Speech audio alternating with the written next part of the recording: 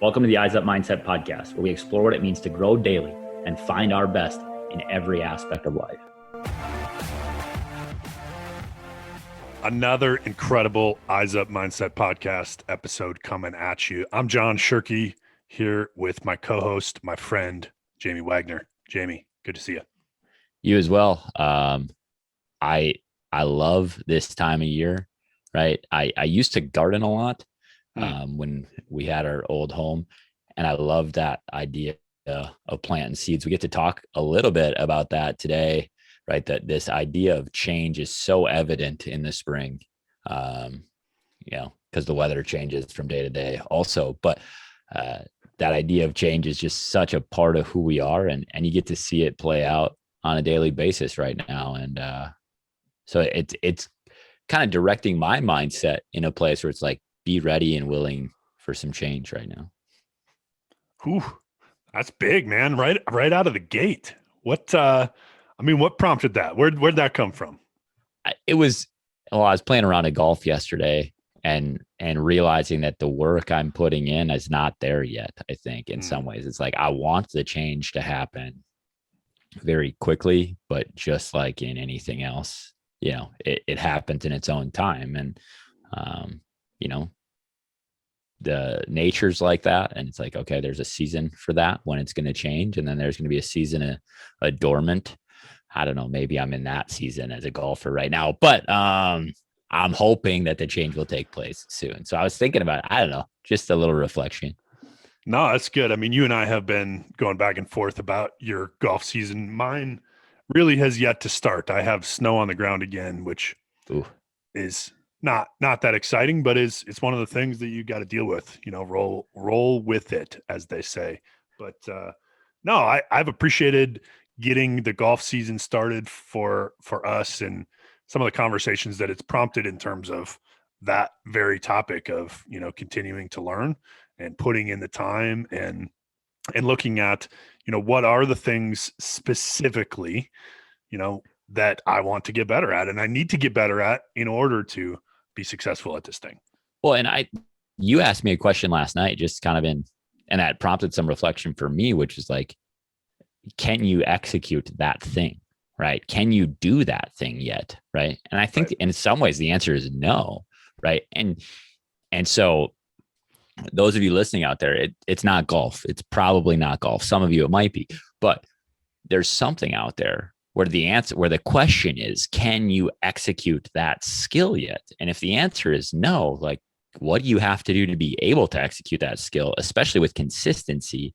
And or why are you expecting it to happen if you know that you can't do it? Right? That's my biggest problem, is I expect myself to go out and execute when the honest truth is I don't know how to do that yet, or I can't do that repeatedly yet. And I got to do the work. So maybe the answer is we all have to do a little bit more work to get better at the thing. So reminds me of a previous episode, Will Drum Right, learn, practice, execute, right? We want to learn it and execute it. We don't always want to practice it. Man, that's not even really part of the podcast today, but I love having the conversation because that's an important thing too. So if you get nothing else out of this rest of this episode, it feels hard to do. I think if you don't, that's tough. But Jamie, we got to go down a road that I appreciate today. My high school basketball coach, Phil Johnsrud, just recently retired after 20 plus years of coaching at Minnewaska area. Got to interview him and have a conversation about kind of his perspective on coaching and certainly some stories about me and some of the light side of coaching and being a part of a program for that long. But just a really cool time for me. Appreciate you being willing to go down that road with us. I love having conversations with people that have done it before, though. That's the thing. It is like so much of the coaching landscape right now, and even business, is like, I'm going to do this for 4 or 5 years. I'm going to figure it out. I'm going to see what goes on. And then once I hit some roadblocks, like once I hit some stumbling blocks, maybe this isn't for me. And I think one of the questions that I really appreciated his willingness to answer was, how have you done this for so long, right? How have you stayed in it so long? Because the truth about any sort of change, any sort of growth, is there has to be a willingness to stay in it long enough to see the growth, right? And we talked about this in a previous episode also, like how close are you to that goal that you've been seeking? Don't give up yet, and these memories that you guys get to share, like that's part of the gold. And it's not always wins and losses. It's not always big victories in terms of a sale or an end of quarter results that you're looking for. It might just be the memories you make along the way. And, believe it or not, if you know us at all by now, we didn't even ask about wins and losses. As I'm thinking back to the conversation, we didn't talk about wins and losses. He's certainly been incredibly successful, had teams in the state tournament, put kids at all levels of the collegiate game, and so the X's and O's and the wins and losses side of it is certainly there. But, for us, that wasn't. And I think for him, he touches on this too. Like, it's about the relationships and what he got to pour into those kids in that community. And appreciate it. Appreciate you guys listening. Go check out our social media, join our Facebook group, Eyes Up Mindset Family. And without further ado, Phil Johnsrud. Coach, I know that's a term that I use not lightly. I would consider us friends now that we're both adults, and I've played for you at one point, but also coached with you and certainly have spent time with you outside of athletics. But I think it's really important for me because you made such a big impact on my life. Coach Phil Johnsrud, welcome to the podcast. It's my pleasure to be here. Excited to visit with you guys. So, Coach, I know you just announced your retirement not too long ago from coaching. Tell us a little bit about kind of your career. How would you describe your career as the basketball coach at Minnewaska? Well, I've thrown the old saying, living out a dream. When I was a little kid growing up in Starbuck, I was really lucky to have a lot of, awesome teachers and coaches that I looked up to. I'm also the youngest of in a family of 6, of which I had 3 older brothers that were actively involved in sports. And that was kind of at a time, my older brothers are getting close to 70 years old. And so that was at a time growing up on a farm where it was tough for my dad to allow them to be gone, not be there for practices. For work at home. He was by himself. My mom a lot of times had to help because they gave him that chance. But I can remember going to games as a little kid. And back then I would sit in my mom's lap in the vehicle. And I remember when it would be cold, my mom would unbutton her coat and let me sit in her lap, and she'd wrap her coat around me to keep me warm. But I just remember all the different games we would drive to, try to get there in time for the game because we'd wait for my dad to get done with chores. But I really remember the Starbuck Glenwood battles. Those gyms would be filled, and watching the coaches and watching the fans. And so I always knew I wanted to be a teacher and a coach. But when I started college in my senior year, at that time, it was incredibly difficult to get a job in education. Everybody, when I graduated from college, when you applied for the job or a job, there'd be 300-400 applicants.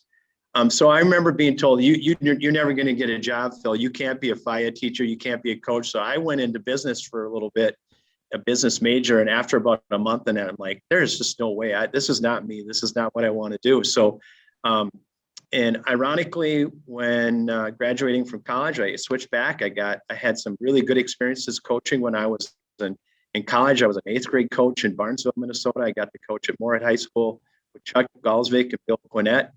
And my wife and we got married, and my wife had she's an elementary education major, and she has her coaching degree, and she got hired back in Starbucks before I did. So I was tagging along, and we both started as like part-time paras, and then lucky enough to start coaching. At that time, I got in an 8th grade position, coached for a few years, and then 9th grade position with my high school coach, Greg Starnes. And then after 1 year doing that, I was really, really excited, but I was given that opportunity to be our head coach. And I was 28 years old at the time and had a couple little kids, but I never forget my oldest brother saying, because he knew what it was like. He was older and wiser.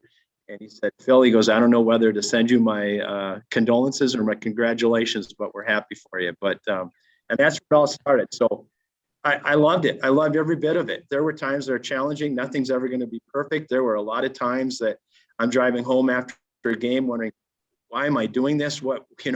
Remind myself why, that I'm spending all this time away from my kids and my family. And it doesn't seem like it's as rewarding as I thought it would be. But I think that's the same in every profession, and you continue to evolve and change with what you do. And you make it the best job that you can. And so I'm very proud of that I was able to take over from my coach and try and continue with a lot of the traditions that Coach Holston and Coach Stackpool, Coach Starnes, and all the communities that make up Minnewaska were all about. And I'm really proud of what we did. And I don't look back at it. I look back at it now as I was very lucky and blessed to be able to do it. So there's a major change and shift that has happened over the course of the last 20 years in coaching, where the longevity piece is just really not as consistently there. What has made it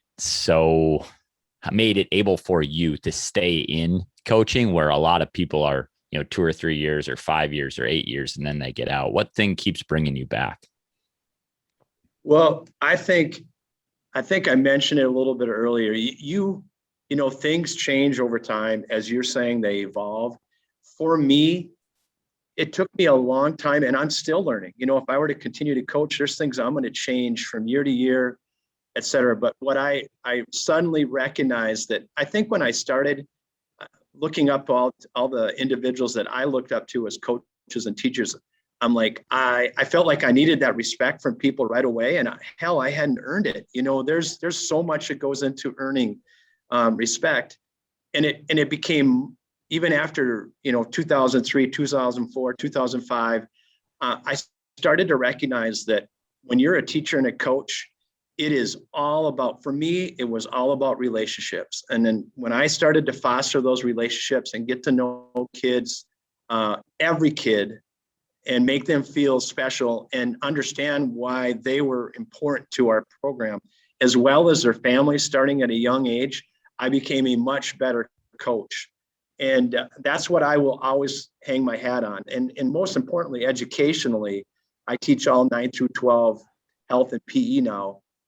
I love it. Some people think I'm crazy for being in a classroom all day with 9th grade, teaching health every day of my career. But I love those kids because they're still young enough where you can make a positive impact in their lives. They're not so old that they just absolutely don't, not willing to buy what you're selling.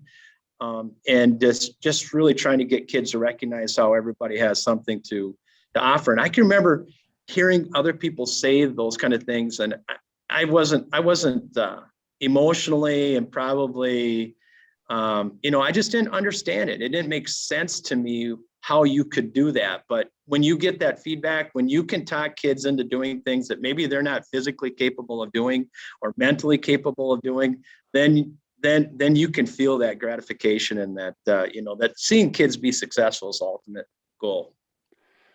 So you talked about it sounds like almost like a light switch. You said all of a sudden I figured out that it was all about relationships.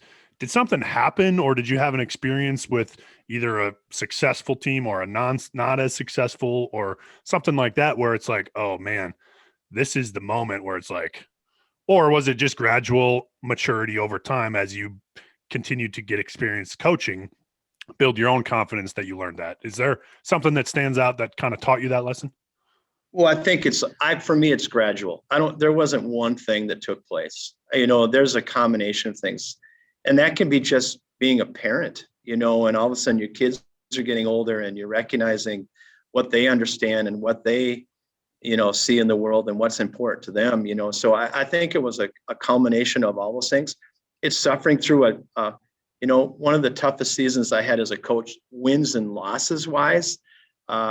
We won 4 or 5 games, and it maybe was the most gratifying season that I ever had, because those kids, the last game of the year, were still fighting their tails off and they still wanted to do well. And as a coach, when you go through that, that's a tough gig, because after a while, kids start to think, hey, he doesn't know what's going on. Or even by then, maybe some parents have convinced their kids that he doesn't know what's going on. And so to continue to have that happen, that would be one of many things I think that I recognize. And then from our, a youth program part of that, I think that's a big part for a school our size. I've always been very involved with our K-12 program. And once you get to know those families and those parents, I think that's really important. When they're in second, third, fourth, fifth, sixth grade, and you go and visit with them while their kids are participating and they get to know who you are, you're gaining support too. And then once it's never going to be perfect. You're always going to have somebody that gets upset or disappointed in something. But if you can take care of those things in advance so that they really know who you are, then you gain much more support. It's more difficult for them to be negative towards you and to call you out. That's just my feeling about it. Yeah, one of the things I talk about when working with teams on leadership is this idea that loose connections create strong bonds, and that idea that you don't have to know somebody well for them to care about you, right? You don't have to know someone well for you to care about them. It's maybe as simple as having a conversation like, oh, you enjoy horseback riding. Did you get a chance to do that this weekend? It's this simple little connective tissue that then grows into, they're going to be less critical potentially, or they're going to be willing to challenge you, which is also great, right? It gives you this opportunity to learn. You talked about a season where it maybe wasn't going so well, and then you used a phrase a little bit back where it just stuck in my head, get them to buy what I'm selling. How do you get a group that's not terribly successful to buy what you're selling? Well, I think that's something that comes with experience. And so if you can talk about, if I were to show you my room, I just love the past. I have another wall of stuff, and I have every picture of every kid I've ever had on my team here. And so when you can talk about the past, hey, this team did this. We had some kids on that team. They're very similar to you, John, or whoever that might be. And this is how it turned out at the end. I've been in games like this. I know we can't shoot every time we touch the ball. We're going to have to share that ball a little bit for us to have a chance to do it. I've seen the formula work. You may not like it, but if you want to win, this is what we have to do. I think there's a certain amount of experience that you have to be able to get kids to do that. And you know what? I think the other key is you've got to be real. You got to be yourself. If I'm a farm kid, I had chores to do before I went to school. I had chores waiting for me when I got home. I got a kick in the butt once in a while. I know your grandparents, it's difficult. Everybody thought teaching and coaching your home team can be difficult. It was, but the older I got, it's like, hey, I know where your grandparents grew up. I know you, grandpa. If he saw you act that way, he would not be impressed. So it's just a combination of all those kind of things. But yeah, I think it takes experience. It takes those years so you can consistently do that. But some people just, you guys have had coaches that, and people you've worked for that you just know, they match your personality, or what they're all about. So, Coach, we have a bunch of coaches and athletes that listen to our podcast.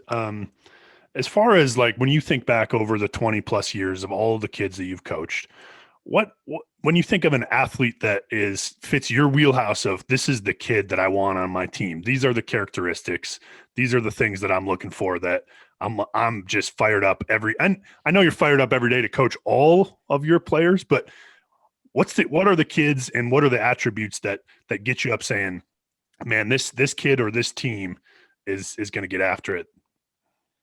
Well, I think it changes from time to time, but I think a lot of coaches would say this.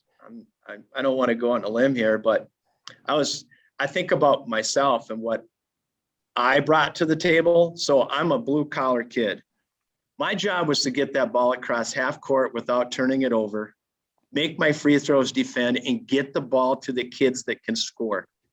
And willing to do everything, all the stats that don't go on the paper, diving for loose balls, offensive rebounds, tip balls, you name it. And so those were the kind of kids that I, regardless of talent level, they wanted to work hard enough for that win. They wanted to do whatever it takes.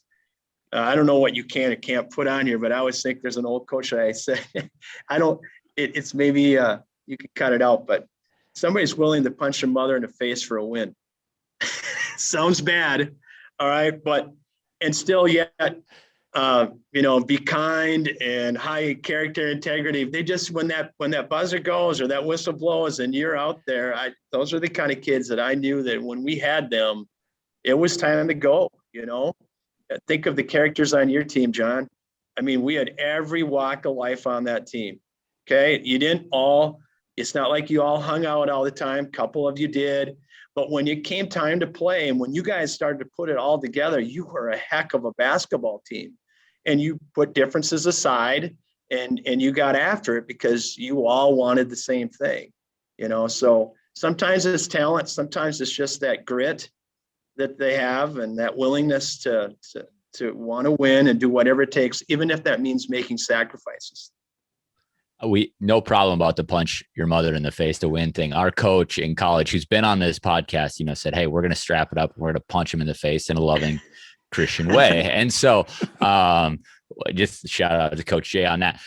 John asked the question, what kind of kid are you looking for to be a part of your program? What kind of coaches are you looking for to be on your staff? What makes a great coach? Right.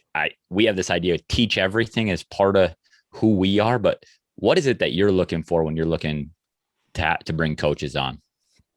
So are you talking bringing student athletes becoming coaches, or you're talking about what I'm specifically looking for in my athlete on my team?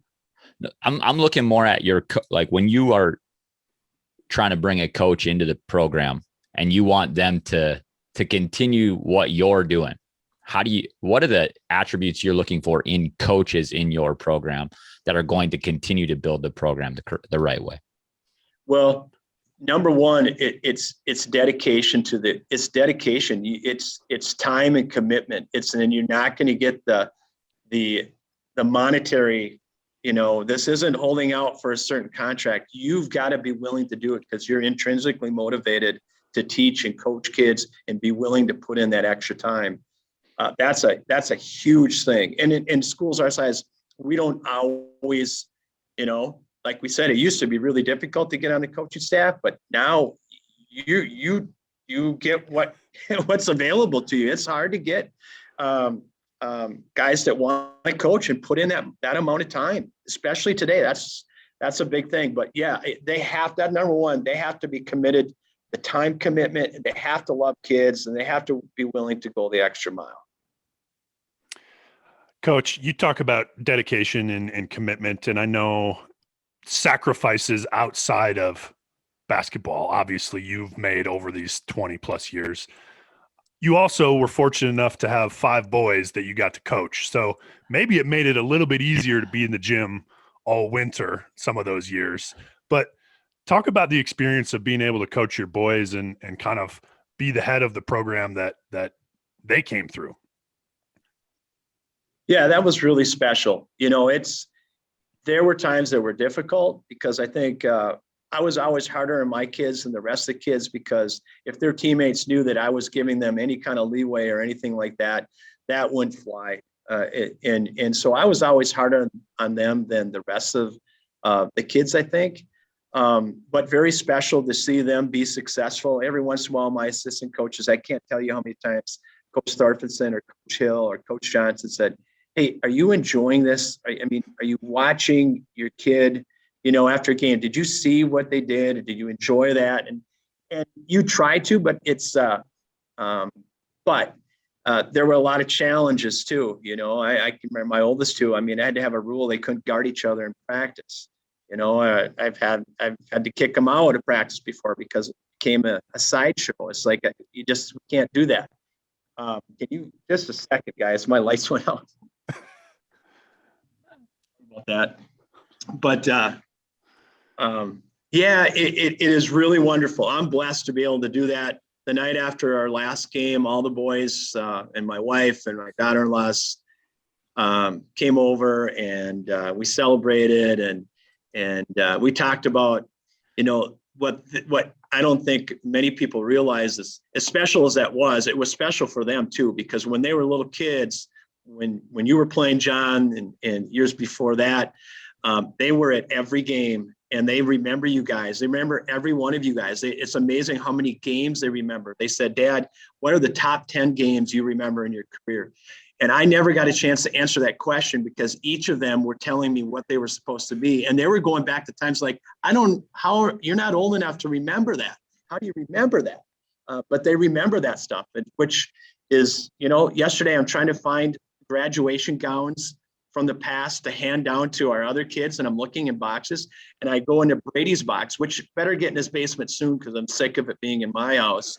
And he's got a framed picture of Alan Hooper that he printed off with a colored printer, and he's a 2001 graduate, and, Brady's 11 years younger than him. That's what was hanging in his room, so it was special for me as a father to experience that, especially in an area where I grew up. So all my siblings and a lot of their relatives were there. And it was really cool to see them have success.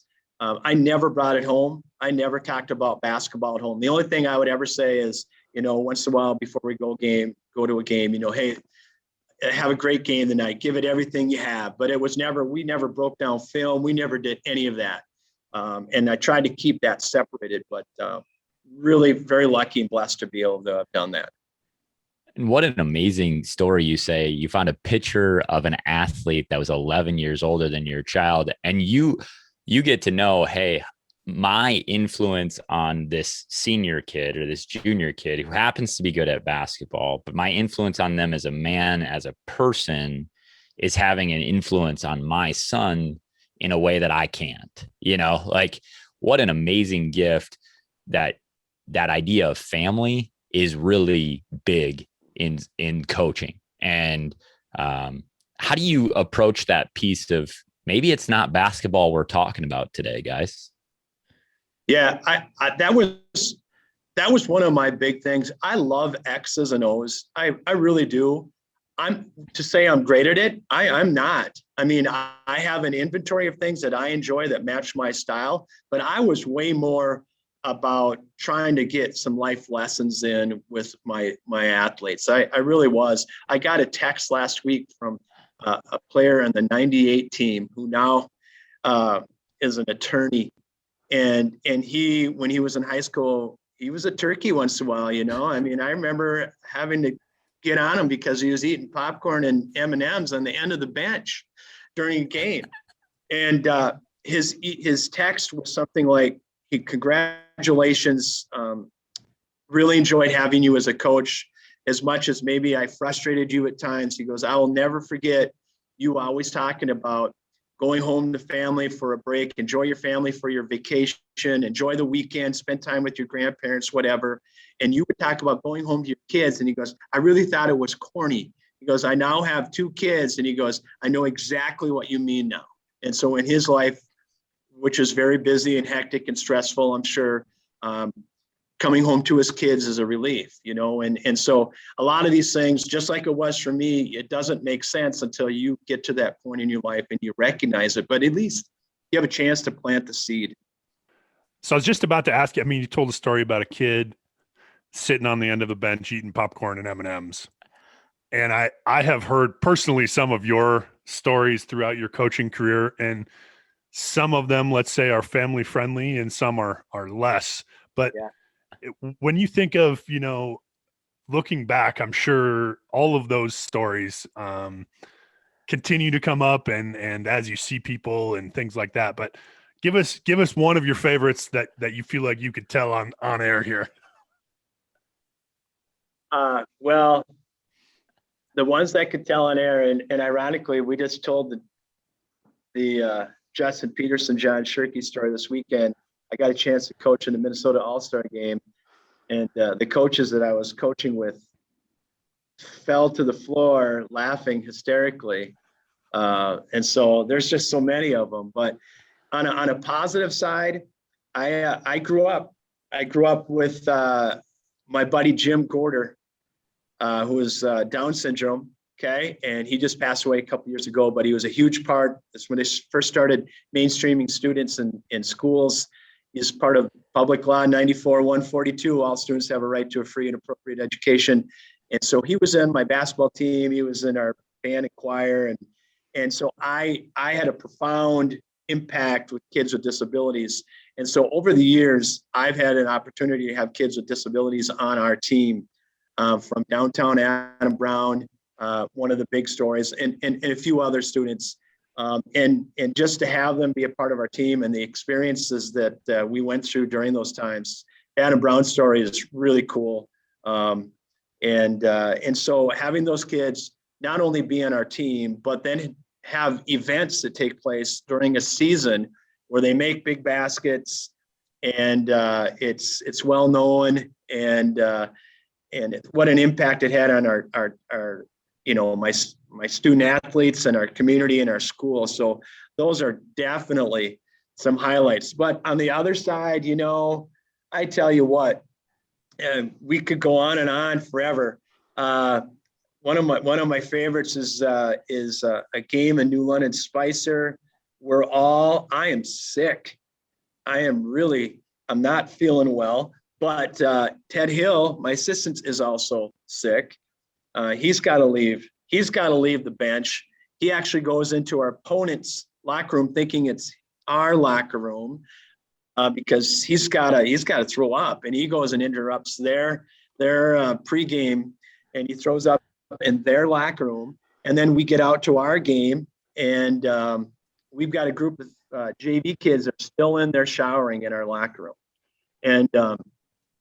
and so we do warm-ups. We do the first half of the game. We're going in our locker room for that halftime talk. And when I open the door, there is steam coming out of it. Is like 110 degrees in there.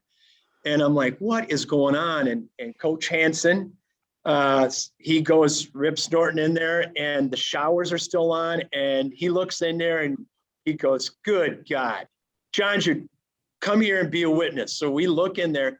We still have 8 junior varsity basketball players that are still in the shower from the JV game, and they have emptied the dispensers in the girls' locker room with what's in there, and they're having fights, throwing these things at each other, and they're trying to hide in the corner like we don't see them.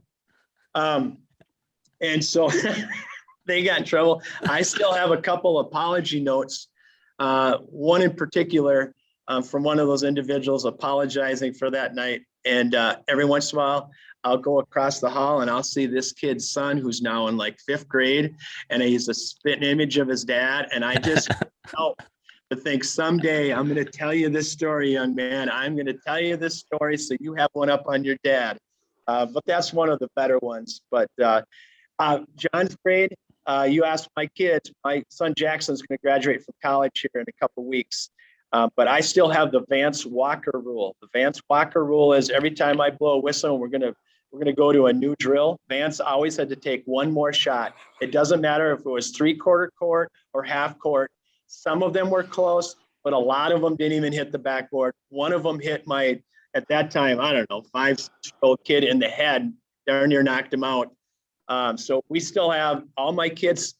I was at last summer or 2 summers ago, I'm at Lakeside, and one of my former athletes is bartending, and he goes, hey, I just met somebody named Vance Walker. Is that the Vance Walker? Is this the one, the Vance Walker rule?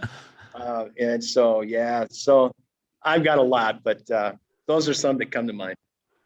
And I think about the people out there that have been in situations and contexts, and maybe it's out of sport, right? Maybe they're not coaching, but they have these things. What value it brings to your community to bring those historical moments back in, right? What value it brings to tell the stories, to be vulnerable enough to say, hey, I screwed up this one time and here's what happened, and this other thing happened. And when we bring it in, we then create community. It's that same thing about loose connections create strong bonds. Let's tell our stories, right? Let's tell our stories so that we can connect with each other, and it just brings the whole thing tighter. And I would say, maybe you can corroborate this, but you're more successful also when you have those things. I agree. It's same as being a leader. I think any coach, any leadership position, people are going to support you. When talking about the past, stuff like that is important, but also being real. I think this is something that maybe I didn't bring up before, but I think to be an effective leader, you have to admit when things don't go well. You have to admit when you made a mistake. Man, I let you guys down. I am sorry. I'm never going to let that happen again. We need to be better prepared. I didn't have you prepared for that situation. That goes back to probably my statement about just being real and being who you are. You can't cover up. A lot of people want to blame someone else. Man, you got to take that on and own it. And I think that says a lot.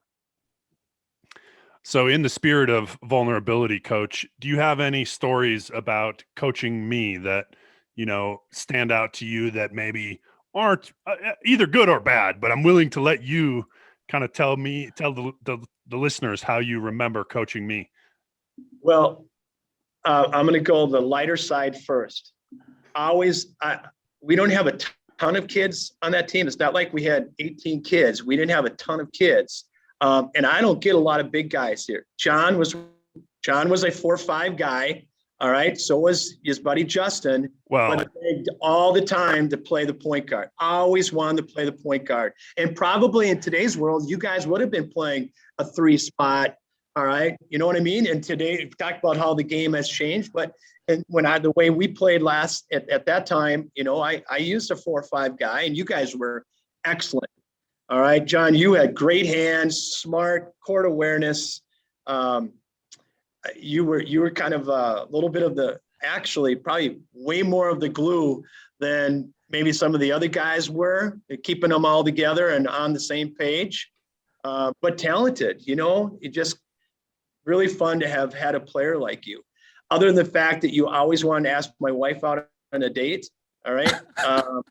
I forgive you for that. And asking to play point guard, it was my pleasure. I mean, that season with you, John, and Justin, and Neil, and Vance, and Lance, and Jake Beecher, and go down the line, was one of those seasons. And along with your leadership, where we stuttered a little bit here and there, and we started to come on and play together. Had a couple big wins. We had that tough game in McCrae that we lost, and then we got a chance to get back at them in subsection play. And I would say one of the best games I've had a high school team play, one of the top 10 games ever, to beat a very outstanding McCrae team at the U of M Morris. That was a great game. Did that make the list of your kids' top 10 games? Because those are the only ones that really. Well, that was one that I wanted to talk about, but never had a chance to talk about because they answered everything for me. But and then I can't remember, John, was it you that gave Winkleman the finger to the eye and put him out for the third quarter down in Morris? Probably. John was dirty. John was dirty. So, Coach, I mean, it's awesome to hear, and certainly was my pleasure to play. I think that looking back, as I was thinking about, interviewing you and asking you questions, it was like, boy, I think we are a lot more alike than maybe not that I don't want to be like you, but I think that at times created tension with us. I think back to some of the maybe not so glamorous times. That's my senior year. I fouled out at Sauk Center in the beginning of the third quarter or something like that. Down in Marshall, we were playing Worthington. I fouled out in the first half with 2 technicals. That was not one of my finest moments. And then I think, one of my fondest memories now looking back, and I feel a little bit bad, was we're playing at Benson. One of your good friends is on the sidelines on the, opposing bench. And, maybe I'll let you tell that story if you feel like you can get it out. That should have been one of the first ones I told. That was a great. And ironically, I'm going to say this now, and I'll come back to it. How this came full circle is Roger Lindahl in Benson, just a legend in himself, great friends, his family and my family. And this weekend, I was honored to coach in the Minnesota All-Star Series, and I had to choose my assistant coach. And my assistant here, Coach Johnson, had not been vaccinated. So you have to be vaccinated, fully vaccinated to coach in this game. So Roger's son, Aaron, was my assistant coach in that game, which was really awesome. And it's kind of come full circle. It was a lot of fun. But let's go back to John Shirkey in Benson. All right. So Roger Lindahl and his assistant coach at the time, Scott Gunnerman, they would always tease me all the time because I'm always on the court. Like if we had a conference meeting, they would always put my name down for all conference because I was on the court more, on the court as much of any of my athletes. So they put me up for that. But in reality, it was always opposite because Gunny, Roger's assistant, he would be way down the baseline working the refs, and Roger was always 2 steps on the court, right in front of the bench between half court and there all the time. And the ball is on their end. It's a tip ball, and John he's going for it, man. He's saving this ball. And as he's lunging to reach for the ball, Roger is in the way. And if I remember correctly, John, he actually caught the ball. And John, as you're going there, your momentum doesn't allow you to stop, I think. All right. And he decided all of a sudden, the last second, he goes into kind of a little fetal position and he leans in with the shoulder. And the two of them go into the bench. All right. So he runs over Lindahl, who is a big man, big, strong man. He's 6'4", 260 at that time. And they go into the bench, and Roger is not happy. He is not happy. And he looks at me immediately. You try and help him up. And did he accept your help? I don't think so. I don't think so either. And he gets up and he looks down at me and he goes, he leaned into me. He leaned into me, Johnsrud. And I said, he did not. And the game ended. When the game ended, he disappeared. And before we could get on the bus, he comes running out of the locker room. He had gone and checked the VHS tape. He goes, I know it. He leaned into me. And so he was okay with that, whatever. But what really made it funny is they had to come back to Minnewaska in a few weeks. And when they came, or it was either a few weeks or it was the next year, I can't remember. Was that your senior year, John? Yeah. And then Coach Hill, who's always got something good to say or something to do, one of my assistants, he got a Minnewaska Laker helmet and he put it on the Benson bench for Roger to wear just in case Shirkey took him out again in the next game. John, let's get to the bottom of this. Did you lean in? We need to know the truth. I'm gonna tell you this, and here's the part that Coach just left out. I don't know if Coach Lindahl, he went and checked the film. Did he say whether or not he was on the court? Because my defense would be that he was on the court, and the leaning in or not leaning in, Jamie. I mean, I think irrelevant at that point, right? If he's on the court, it's happening. My hands are tied. I can assure you he was on the court, and when he caught that ball, I can still see that happening. It's like he stared that ball, and yep. For the record, he and I have talked about it. Coach Lindahl, and we talked about it.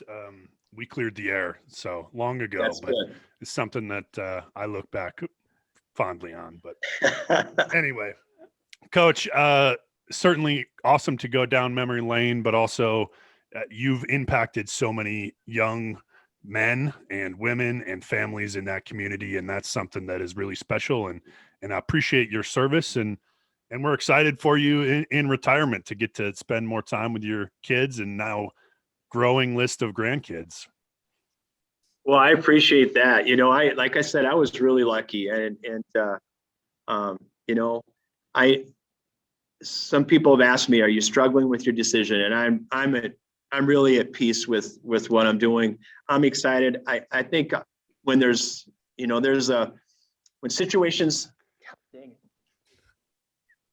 like that come up, I always think everything's for a reason. So maybe there's some new adventure that's there's going to be an opportunity for. Maybe that's being a junior high basketball coach. Maybe, whatever it might be. And I would be very excited for that. But again, really lucky to be able to have that opportunity. And can't wait to spend a little bit more time with our grandchildren this weekend. Coming home from that All-Star game, we talked with my son Brady and FaceTime, and my wife's holding the phone, and our grandson Clayton wants to get on the phone, and it's clear as day. Hi, Grandpa. And so that just kind of makes, for me, that just kind of, makes your heart melt, and can't wait to see him. He's shooting baskets and stuff like that. And I think sometimes, you're gone so much. My own kids were always with me.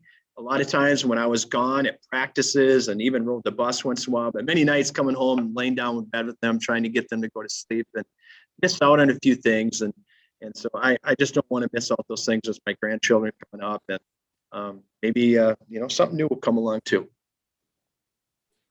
Thanks for joining us today, Coach. It was an amazing conversation, and we're blessed to be able to have you and your influence now go out even farther. So thanks a lot. Thanks, guys. And what you guys are doing is really cool too. I've gotten little bits and pieces of what's going on. So really cool adventure for you. It seems like doing it for all the right reasons, and best of luck to you guys as well. Thanks again to Coach Phil Johnsrud, who spent a lot of years on the sidelines for Minnewaska area and in the gyms, and was my coach. And Jamie, certainly, I just said this, but a lot of nostalgia in this conversation, and a lot of respect for him, even though when I was playing, we certainly butted heads quite a bit, but appreciate him and that he was willing to come on and share some of his wisdom over the years.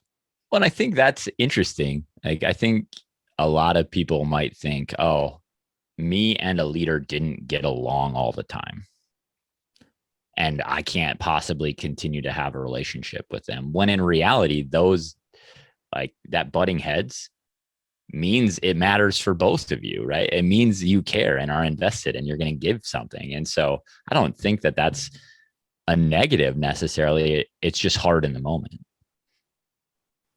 Yeah, agreed. And I think, some of our past episodes, we've talked about time growing that, perspective and maturity, and looking back on whether it be a leader, a coach, whoever, and looking back and saying, hey, you know what? It was more impactful and probably made our relationship better. Well, and that's the thing that keeps coming back to me in this. We asked a few questions. He's like, it comes with experience. It comes with time. It comes with maturity and developing a perspective that is, I think the thing that really is the takeaway for me is, like, be yourself, be real, be yourself. He says it, right? And we don't want to do that all the time because we think we have to be perfect with the X's and O's. We have to be perfect with the scheme. And he says it. I wasn't necessarily good at that. The thing that the people remember from you as a leader, as someone in charge of something that's intending to grow over time, is your capacity to be yourself. And that might mean you're going to butt heads with athletes at times. It might mean you're going to butt head with subordinates at times, or your leader at times, somebody that's above you. But when you're real in yourself, people buy in a different way because they know what the expectation is. They're not getting it from both sides. They're not thinking, oh, it could be this response one day and this response the next day. I know who you are. And if I want to challenge that, I now know what to expect. And that grows it in an amazing way. And it ties in so well to our mantra of live eyes up, right? And become aware of who you are, where you want to go, what you want to be, and be that. Be, like you said, be real, be yourself. And once you have that freedom, man, what that does to your performance and your ability to connect with other people and connect with your purpose, it's incredible. And your willingness to learn, your curiosity about where you did screw up and when you're wrong, it changes the whole conversation. Absolutely. Thank you for joining us again today. And as always, live eyes up.